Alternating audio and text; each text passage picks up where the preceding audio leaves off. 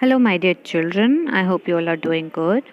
Today, in this video, we'll be looking into a very new chapter, That Little Square Box, written by Sir Arthur Conan Doyle.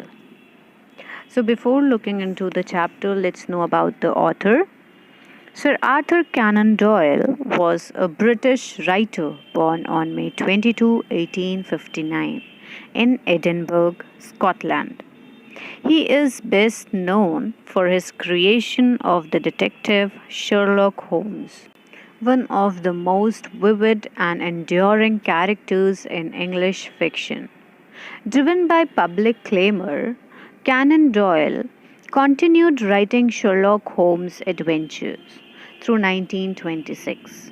His short stories were collected in several volumes, and he also wrote novels that feature Holmes and his assistant.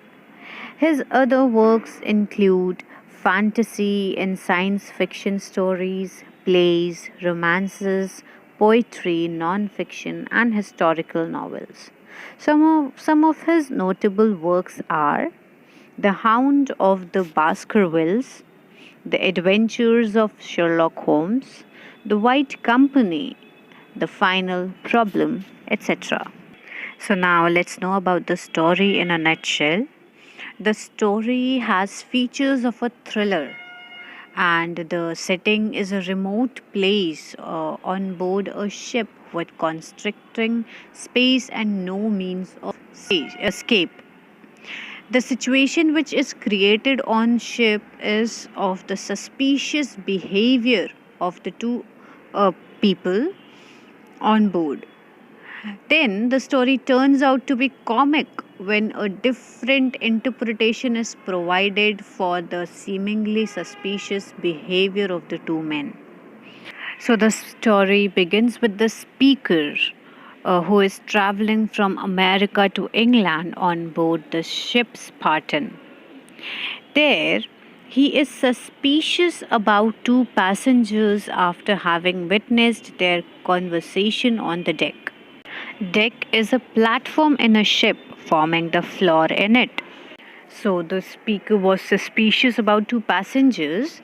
They were talking about a secret square box, a mechanism, and the fact that the world will soon hear of it.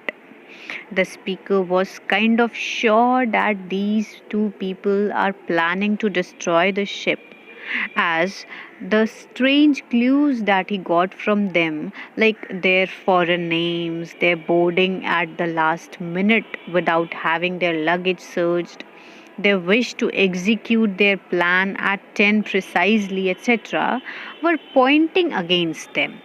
Since he is afraid to explain the whole scenario to the captain of the ship, he resigns to his fate and decides to rest near the deck, hidden in the lifeboat.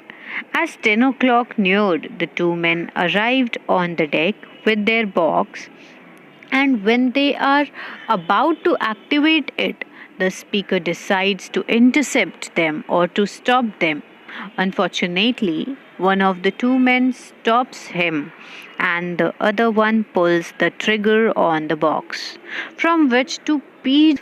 The two Americans were just planning to planning a test by sending two carrier pigeons from a far distance at sea and analyze which one would arrive home first. Now let's go through the reading and explanation of the chapter. Unit 11, That Little Square Box. The speaker is a nervous man traveling from America to England on board the ship Spartan. He sees two men board the ship at the last minute and is immediately suspicious of the strange object they're carrying and their secretive manner. What are the two men planning? Will the speaker be able to stop them? Read on to solve the mystery of that little square box. So, here a little introduction is given. That speaker is traveling from America to England on ship, and he encounters two men on ship boarding at the last minute without having any luggage. And the speaker gets suspicious of them as they are carrying a strange object in a very secretive manner. So let's read out the story to know what happens next. We fairly started upon our voyage. There is a general rush among the passengers in search of birds. Voyage means a journey or traveling through sea. A pile of luggage was lying on one side of the deck. As I told you, deck is a platform in a ship forming the floor in it, awaiting their turn to be taken below. With my usual love for solitude, I walked behind these and sat rope between them and the vessel's side. Vessel's side means it is a location on ship. I was aroused from my daydreams by a whisper behind me. Here's a quiet place, said the voice. Sit down and we can talk it over in safety. So the speaker began his journey from America to England, and there on the ship, the passengers were in rush to find their seats, and a pile of luggage was kept on one side of the deck, waiting to get adjusted somewhere. And the speaker is a kind of person who loves being alone, who enjoys his own company. So, as he loves to be alone, he walked behind those luggage and sat on a coil of rope that was kept between the luggage and one of the sides of the ship. The speaker was thinking of daydreaming, he was thinking about his stuffs, he was in his own tune, and suddenly he hears whispering behind him. The whispering was of two men talking over there. The voice said that it was a very quiet place and they can sit over there and have a very safe talk. Glancing through a gap between two colossal chests. Colossal chests means two large, extremely large boxes. I saw that the passengers who had joined us at the last moment were standing on the other side of the pile. They had failed to see me as I crouched in the shadow of the boxes. Crouch means to bend your knees and lower yourself to get close to the ground. So the speaker glanced from the gap of the two large boxes and saw the two passengers who had just joined. They were standing on the other side of the pile of the luggage, and they cannot see the speaker. He was behind the boxes, behind the large boxes, and he lowered himself to the ground, kind of hiding himself in the shadow of the boxes. The one who had spoken was a tall and very thin man with a blue black beard and a colorless face. His manner was nervous and excited. His companion was a short little fellow with a brisk air. They both glanced round uneasily as if to make sure they were alone. So here the speaker describes both the men.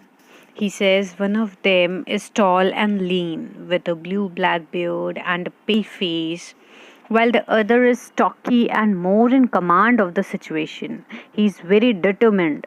They fit the general description of criminals in detective stories because of the striking contrast in their stature and behavior. They both checked around themselves to make sure if they were alone on the deck. Well, Muller, said the taller of the two, we've got it aboard right enough. Yes, agreed the man whom he had addressed as Muller. It was rather a near go. It wouldn't have done to have missed the ship. No, it would have put our plans out. Let me see it. Is no one looking? No, they are nearly all below. So, after checking around them if they were alone, one of the two men, by addressing the second one as Muller, commented that they have boarded right on time on the ship. Then again, they say that the work for which they boarded on the ship wouldn't have got done if they missed the ship. To which the next one replies, missing the ship would have destroyed their plan. Then Flanagan looks to the strange square box and they checked again if someone was looking at them or someone was present there. We can't be too careful where so much is at stake, Flanagan. At stake means so much is at risk, said Muller, and laid a dark object upon the deck. One glance at it was enough to cause me to spring to my feet with an exclamation of horror. Spring to my feet means the speaker was hiding, he was sitting in the shadows of boxes. So when he saw the box, it was enough for him to stand up in all of a sudden in exclamation in horror. He was so scared that he wanted to run away.